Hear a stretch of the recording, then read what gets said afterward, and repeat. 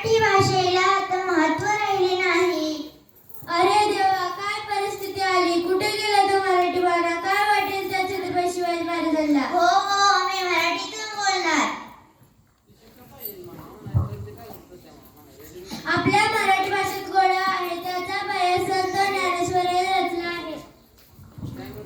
आता विश्वास मखे देणे येणे वाग्यज्ञे तोषावे तोषो मी मज द्यावे पसाय धांचे जे खरांची व्यंकटी सांडो दया सत्कर्मी रती वाडो भूता परस्पडे पडो मैत्र जीवांची.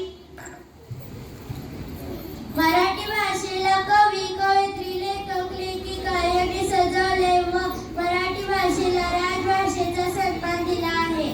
चला तर आपण मराठी भाषेला समृद्ध करूया. हो हो, नाहीतर महाराष्ट्रात मराठी भाषेचे अस्तित्व मिळते. मराठी माणसाची ओळख राहणार नाही. परकीयांना मराठी भाषेचे महत्त्व पटवून दिले पाहिजे. चला मुलांना आपण मुलांनी मातृभाषेतून शिक्षण घेतले